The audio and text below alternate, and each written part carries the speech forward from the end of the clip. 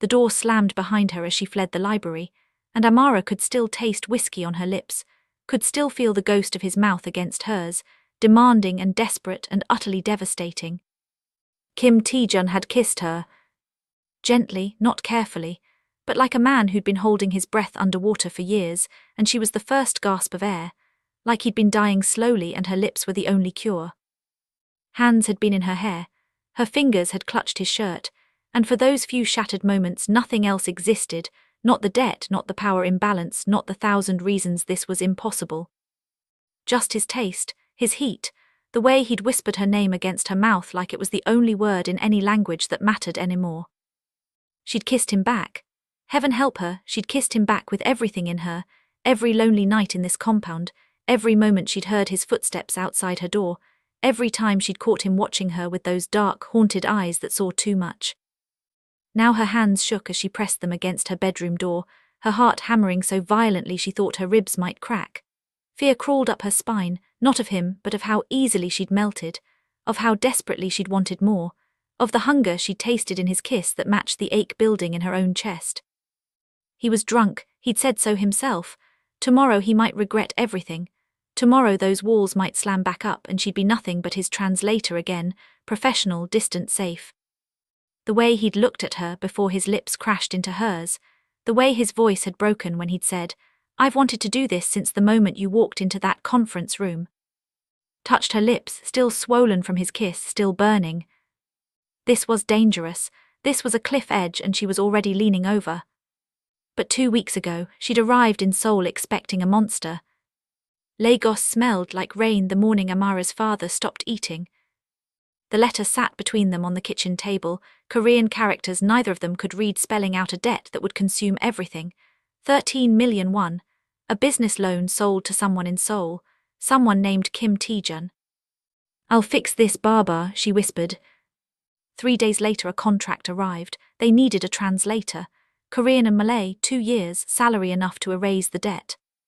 Signed without hesitation. Didn't know she was signing her heart away too. Seoul's autumn air cut like glass when Amara arrived. The compound sat in the hills of Gangnam, hidden behind 12-foot walls and cameras that tracked everything. Her room was beautiful and cold, white silk curtains, a bed too soft, windows overlooking gardens she wasn't allowed to walk through alone. 2 weeks she translated documents delivered to her door by Mrs. Shin, a woman whose face had forgotten how to smile. She never saw him. Kim Taejun was a ghost, just footsteps in hallways at midnight, stopping outside her door, standing there in silence before walking away. But she smelled him, bergamot and smoke and something darker, expensive, dangerous. Memorized that scent without meaning to. The conference room smelled like leather and fear. Amara stood by the window, her heart hammering, wearing her mother's burgundy Ankara dress, armor disguised as elegance. Malaysian investors were arriving. This was her first real test. Then he walked in. Kim Taejun was taller than she'd imagined, over 6 feet of controlled power wrapped in a charcoal 3-piece suit tailored so perfectly it looked painted on.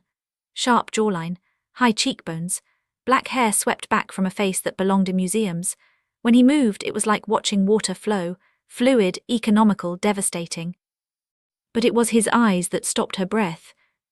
Dark, almost black, framed by lashes that should have softened his face but made it more dangerous.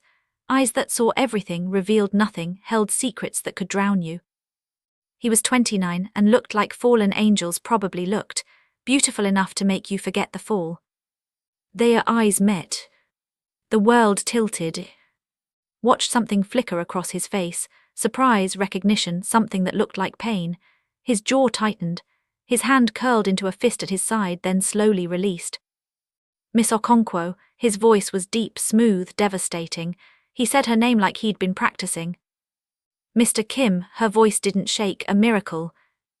The Malaysians arrived and for 3 hours Amara translated, but she felt his eyes on her constantly, burning, questioning. Every time she looked up, he was watching her with an intensity that made her skin warm, made her forget words in languages she'd known since childhood.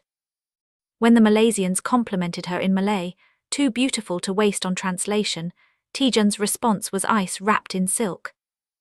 Miss Okonkwo's brilliance is matched only by her beauty. The meeting ended successfully. As the investors left, Taejun approached her and God, he smelled like bergamot and midnight, and something that made her dizzy. "You were exceptional," he said quietly, standing close enough that she could see a faint scar disappearing into his collar. "Thank you." "It's my job." "Is it?" His eyes searched her face like he was memorizing it. "Or is it your prison?" The question hung between them, unanswerable. He left before she could respond, but she felt the weight of his gaze all the way back to her room. That night the footsteps stopped outside her door again. This time she heard something else, a soft sound almost like a sigh, like surrender. She pressed her palm against the door. On the other side, silence. Then footsteps walking away. 3 nights later, Amara couldn't sleep. The compound was silent except for the wind, and she found herself wandering, needing books, needing something to quiet her mind. The library was on the 2nd floor. She'd seen it once briefly. Dark wood and floor-to-ceiling shelves and the smell of paper and time. Pushed open the heavy door, expecting emptiness. Instead, she found him. Taejun sat at a grand piano in the corner, still wearing his dress shirt and slacks, but the shirt was unbuttoned at the collar, sleeves rolled to his elbows. A bottle of whiskey sat on the piano, half empty. His hair fell across his forehead, messy, human. He was playing something haunting, minor chords that sounded like grief. He didn't hear her enter. Should have left, should have backed away quietly. Instead, she stood frozen, watching his hands move across the keys, those elegant, dangerous hands creating something beautiful and broken. The song ended. "I know you're there," he said, his voice rough, slurred slightly. "I can smell your perfume. Shea butter and vanilla. It's been driving me insane for 3 days. You're drunk." "Very." He turned on the bench, and his eyes were glassy, vulnerable, devastating.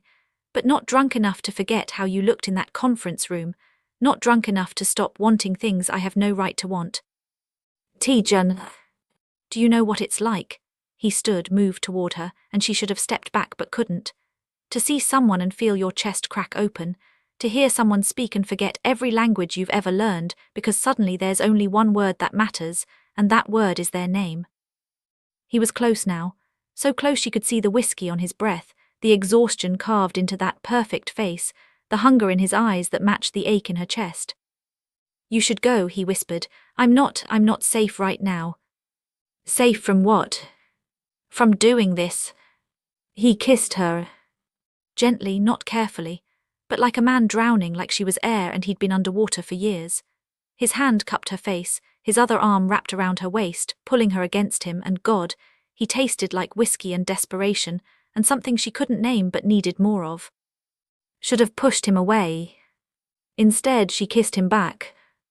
Hands found his hair, soft and thick between her fingers. His body was solid against hers, all controlled strength and barely leashed power. He kissed her like he was trying to memorize her through touch, like he'd been starving and she was the first meal in forever. When he pulled back, they were both breathing hard.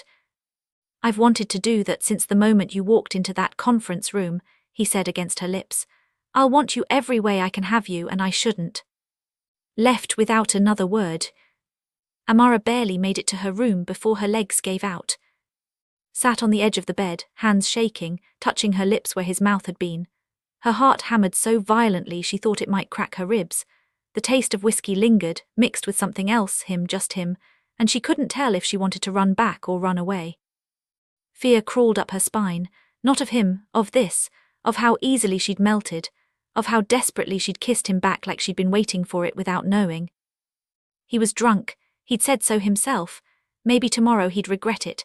Maybe tomorrow he'd look at her with those cold eyes she'd seen in the conference room, the businessman, the ghost, not the broken man playing piano in the dark. She pressed her palms against her eyes. What was she doing? He owned her father's debt.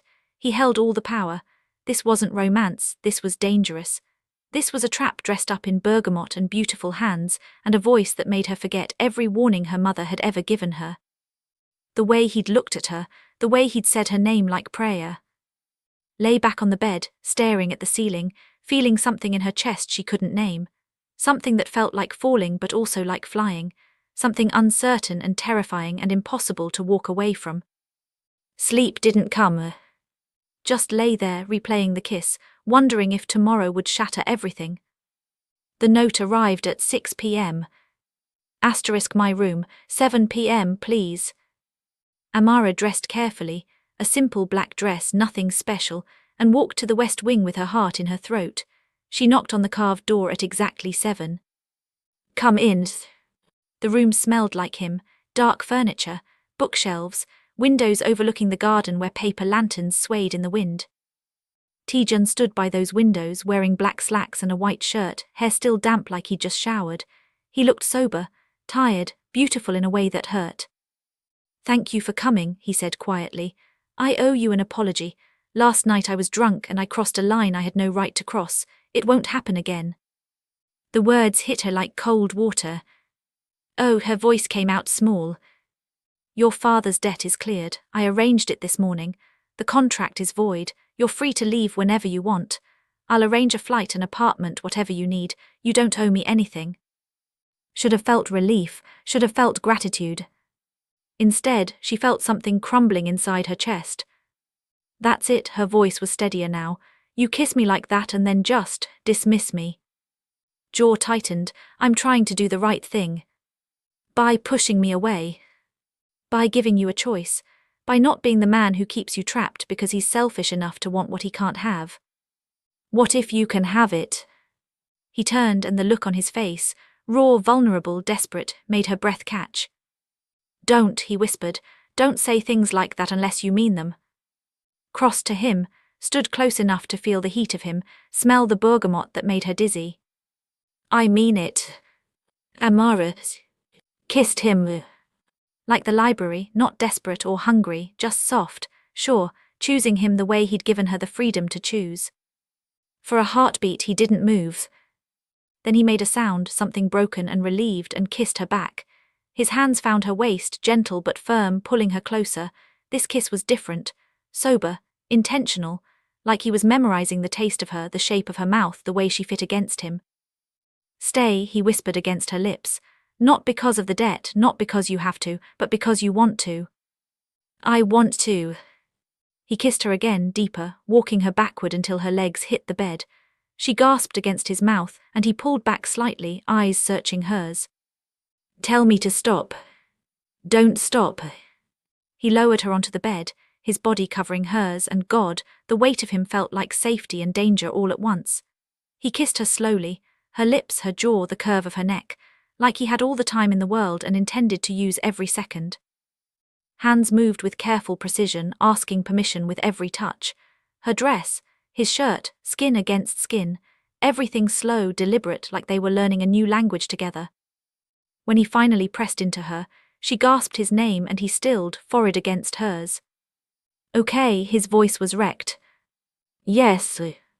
They moved together in the golden light of his room, the city distant below, the world narrowing to just this, breath and touch and the desperate, tender way he held her like she was something precious he'd been afraid to break. After they lay tangled in sheets, her head on his chest, his fingers tracing patterns on her shoulder, Amara understood. This was the beginning of something that would either save them or destroy them. I'm still falling, she whispered. Am I? Outside, Seoul's night settled over the compound.